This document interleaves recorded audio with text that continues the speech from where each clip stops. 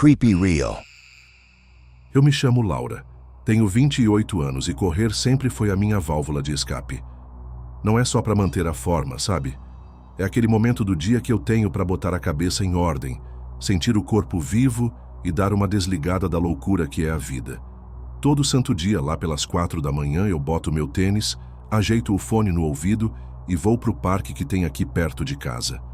É um parque enorme, cheio de árvore, e nesse horário não tem uma alma viva. Para mim, é perfeito. A rotina era essa, sagrada. Mas teve uma madrugada que botou um ponto final nisso tudo. Uma madrugada que me fez duvidar de cada passo, de cada sombra. Naquele dia, o ar estava mais gelado que o normal, daqueles que cortam a pele. Mas eu nem liguei. Botei a música no último volume e comecei a correr. O parque estava com aquela névoa baixinha, sabe? Que deixa a luz do poste toda borrada, parecendo um fantasma.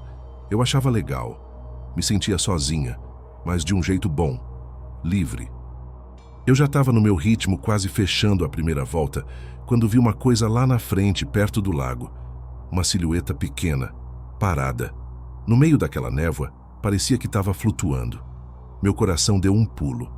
Era muito estranho ter alguém ali, tão cedo, e ainda mais parado daquele jeito. Fui diminuindo o passo.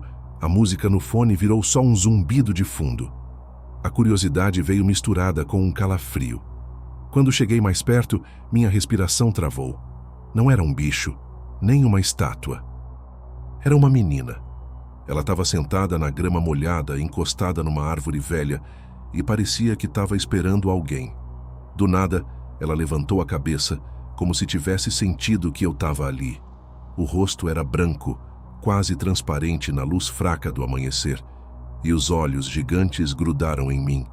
O vestido, que um dia deve ter sido branco, estava todo sujo de terra, e o cabelo, uma maçaroca só, todo úmido, como se tivesse dormido na grama. Mas teve um detalhe que me desmontou. Ela tinha um sorriso bizarro pintado no rosto, um risco escuro e fino que ia de uma bochecha à outra, tipo de boneca de filme de terror. Só que não foi a cara dela que me gelou o sangue. Foi a sensação nítida, cortante, de que ela me olhava com os olhos completamente pretos, que pareciam seguir cada movimento meu. Não era um olhar de criança curiosa. Era um olhar que parecia me atravessar, que via dentro de mim. Senti um frio que não era normal vindo dela. Um aviso de que alguma coisa muito ruim ia acontecer. Meu coração disparou. Parecia que ia sair pela boca. A minha garganta secou. Deu um nó. Eu queria gritar, chamar alguém, qualquer um, mas a voz não saía. E não tinha ninguém ali, só eu e ela. Um arrepio subiu pela minha espinha. Não era do sereno. Era um troço que vinha de dentro, dos ossos. Meu corpo ficou duro, travado, pronto para se defender de uma ameaça que minha cabeça não conseguia nem começar a entender. O que uma menina estava fazendo ali sozinha àquela hora? E que porra de sensação era aquela, de que ela estava olhando direto para minha alma? Sem conseguir tirar os olhos dos dela, me bateu um desespero para sair correndo. Cada segundo que eu ficava ali parada parecia uma hora. Finalmente meu corpo obedeceu. Dei meia volta com tudo e saí em disparada. Meus pés batiam no asfalto com uma raiva que eu nem sabia que tinha. Não olhei para trás, mas a imagem da menina ficou na minha cabeça, nítida, assustadora. O rosto pálido, o sorriso macabro e principalmente aqueles olhos pretos que pareciam já ter visto o inferno ou ter vindo de lá. Corri como se o diabo tivesse atrás de mim. Naquele silêncio todo, só se ouvia o barulho dos meus passos.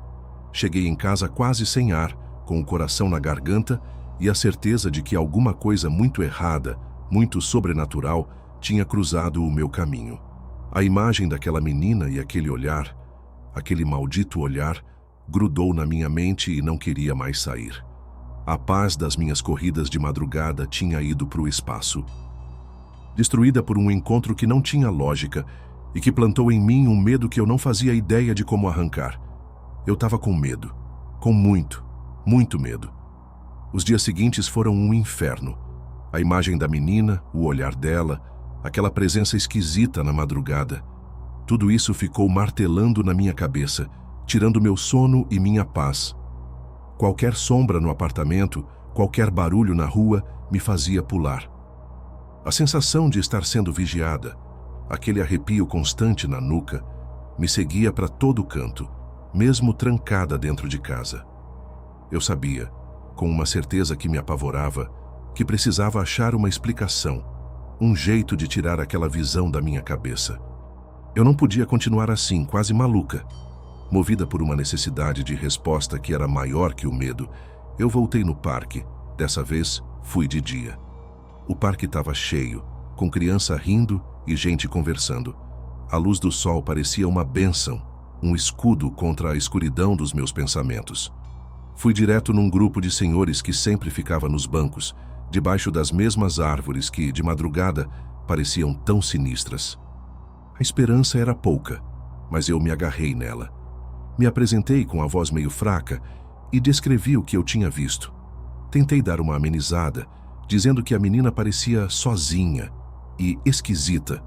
Um deles, um senhor de rosto enrugado e olhar cansado, me ouviu com uma seriedade que me deu um frio na barriga. Quando eu terminei, ele balançou a cabeça devagar, como se a minha história não fosse novidade nenhuma. Minha filha, ele começou. Muitos anos atrás, uma menina igual a essa que você falou, de uns 7 anos, sumiu bem aqui nesse parque. Estava brincando e de repente sumiu. Procuraram por semanas. A polícia, os vizinhos. Foi uma tragédia aqui pro bairro. Ele deu uma pausa, o olhar perdido no passado. Semanas depois, acharam o corpinho dela. Não muito longe daqui, num terreno baldio perto do córrego. Nunca pegaram quem fez isso.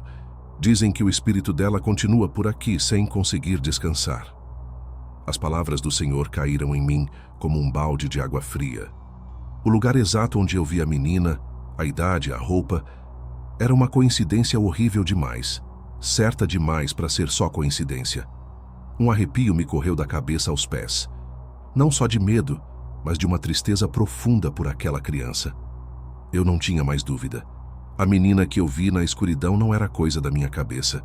Era ela, o espírito atormentado dela. Mas essa resposta, em vez de me acalmar, só piorou o meu medo. Agora, o medo tinha um rosto, uma história. E eu sabia que aquele encontro, aquela visão horrível não tinha sido por acaso. Tinha sido o começo de alguma coisa muito mais sinistra. Agora, o medo tinha nome e rosto. O daquela menina fantasma. E a presença dela, que antes ficava só lá no parque, agora tinha se mudado para minha vida. A perseguição ficou mais direta, mais pessoal. Parecia que o fato de eu saber quem ela era tinha dado mais força para ela, uma maldade nova. Eu não entendia como um fantasma podia ter tanto poder. E o pior é que eu sentia que ela estava me caçando. No começo era coisa boba. As luzes do meu apartamento, principalmente da sala e do quarto, piscavam sozinhas. Coisas pequenas mudavam de lugar. A xícara de café que eu deixava na mesinha de cabeceira aparecia na cozinha. As chaves que eu sempre pendurava no chaveiro do lado da porta apareciam em cima do meu travesseiro. Era um jogo doentio, feito para me deixar louca. Mas o pior era de noite. Uma voz grossa, que no começo era quase um nada, tipo folha seca se arrastando, entrava por debaixo da porta. Se arrastava pelos cantos escuros do meu quarto. Às vezes, parecia chamar meu nome, num sussurro que era de criança e de monstro ao mesmo tempo, que arrepiava até a alma. Dormir virou uma tortura. Eu tentava ficar acordada, com as luzes acesas, a TV ligada no último volume, mas uma hora o cansaço me derrubava. E aí vinham os pesadelos. Não era sonho normal. Eram visões muito reais da menina, sempre com aquele sorriso pintado, me perseguindo por corredores escuros e apertados. O cansaço começou a me destruir. Meus olhos ficaram fundos, a pele branca, as mãos tremiam sem parar. A sensação de estar sendo vigiada, que antes era de vez em quando, agora era o tempo todo, uma coisa fria na minha pele e na minha cabeça. Eu não aguentava mais. Me sentia presa dentro da minha própria casa. O lugar que era meu refúgio virou uma jaula. Desesperada, eu fui atrás de ajuda. Não dava para falar com amigo ou família. Iam me internar na hora. Minha primeira parada foi numa igrejinha no centro. Fui falar com o padre, um senhor de meia idade, muito gente boa.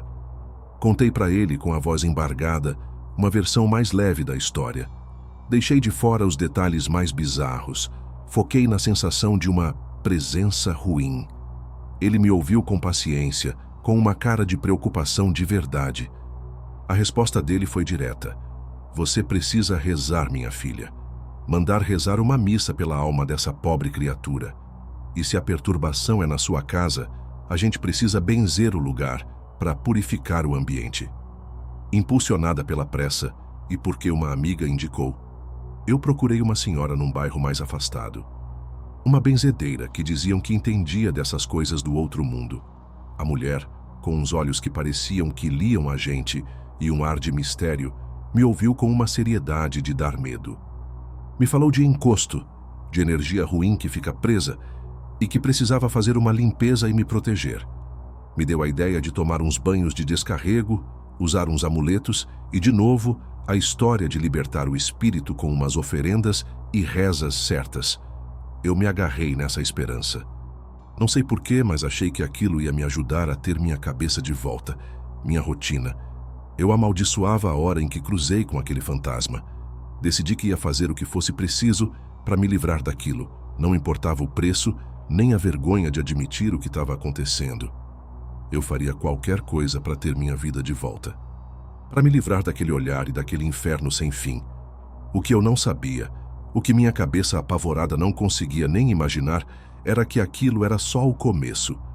Eu me agarrei na ideia da missa e da benzedeira como quem se agarra numa boia no meio do mar. O padre e a benzedeira me deram uma pontinha de esperança, uma promessa de que eu ia me livrar daquilo. Comecei a me organizar, sentindo um pingo de alívio só de pensar em chutar aquela menina para fora da minha vida. Mas a coisa, em vez de melhorar, desandou de vez. A perseguição virou um ataque declarado. As vozes de criança que antes eram sussurros, agora eram gritos guturais, rasgados, que vinham de dentro das paredes do meu apartamento, fazendo os vidros da janela tremer. Os objetos que antes só mudavam de lugar, agora eram jogados com uma violência absurda contra as paredes, deixando marcas e buracos. Uma vez minha estante de livros veio abaixo com um estrondo e virou um monte de madeira e poeira no chão. Não era mais um joguinho, era um ataque direto. Uma vingança por eu ter tentado reagir, por ter tentado expulsar aquela praga. As noites viraram um inferno. As sombras nos cantos do quarto viravam monstros. Eu ouvia gritos dentro da minha cabeça, com palavras que eu não entendia, e sentia como se minha alma estivesse sendo amaldiçoada. A temperatura do meu quarto caía para um nível absurdo, mesmo com tudo desligado, enchendo o ar com um frio que não era desse mundo. E a menina, eu a via com uma clareza que me deixava sem ar. Não era mais uma figura borrada. Os olhos dela, que antes eram só grandes e parados, agora brilhavam com uma luz vermelha, doentia, mostrando quem ela era de verdade. O sorriso se esticava, mostrando dentes que pareciam mais pontudos, de bicho. Às vezes, eu a via se mexer, se arrastando pelo chão, flutuando pelo corredor. O corpo dela se dobrava de jeitos que não eram humanos. Foi no meio de uma dessas noites, com a casa tremendo e os gritos não me deixando em paz, que a ficha caiu com a força de um soco no estômago. Não era o espírito de uma menina inocente procurando paz. Não era um fantasma comum que podia ser libertado com reza. O que me seguiu para casa era algo muito, muito pior. Os ataques eram violentos demais. A energia era pesada demais. A presença era hostil demais. Aquilo era uma coisa do mal, uma coisa amaldiçoada, que se alimentava do meu medo e do meu desespero. A tal menina não era um fantasma. Era um disfarce, uma armadilha, uma casca para alguma coisa que não queria ser liberta. Queria me atormentar e me sugar até não sobrar mais nada. Eu soube com uma certeza que me apavorou, uma verdade que furou minha cabeça já fraca. Eu não era a vítima de um espírito. Eu era a presa de um demônio. A revelação da verdadeira natureza daquela coisa quebrou o que ainda restava da minha sanidade. O medo virou uma paralisia constante. Eu não conseguia comer, não conseguia dormir. Meus olhos, agora arregalados de pavor, se afundaram em olheiras escuras. Minha pele pálida, meu corpo que antes era forte tremia sem parar. Os ataques constantes acabaram com a minha força de vontade, com meu espírito. Eu ouvia vozes na minha cabeça, não só os sussurros da entidade, mas vozes que me mandavam fazer coisas horríveis, que me mandavam acabar com tudo. Eu via sombras se arrastando pelas paredes, e a risada da menina, agora fina e estridente, me perseguia até nos poucos momentos em que eu conseguia apagar. Me tranquei em casa, prisioneira da minha própria mente e do horror que me caçava. A missa e a benzedura nunca aconteceram. Minha cabeça, que antes era racional, virou um rolo só de paranoia e alucinação. Eu parei de correr de madrugada. Eu parei de ser eu. Agora, essa menina, ou seja lá o que for essa coisa, é minha companhia constante. Ela se senta na cadeira em frente à minha cama, com seus olhos vermelhos grudados em mim. Às vezes, ela sorri. E o sorriso não é de uma criança, mas de algo maligno que se diverte com a minha desgraça. Não tem mais para onde correr. As portas da minha casa continuam fechadas e daqui eu não saio mais. O silêncio aqui dentro só é quebrado pelos meus choros baixos e pelos meus resmungos sem sentido. Os meses se passaram assim. Eu virei uma sombra do que eu era. Minha família acabou me internando. Dizem que é depressão, um surto psicótico. Eu não discuto, mas eu sei a verdade. Essa coisa me acompanha até aqui. Às vezes, no meio da noite, eu a vejo no canto do quarto da clínica, me observando. Eu não sei como lutar contra isso. Não sei quem nesse mundo pode me ajudar de verdade. E o pior é que, às vezes, quando ela sorri, eu sinto que ela não quer me destruir. Ela só quer que eu me junte a ela. E essa ideia é a que mais me apavora.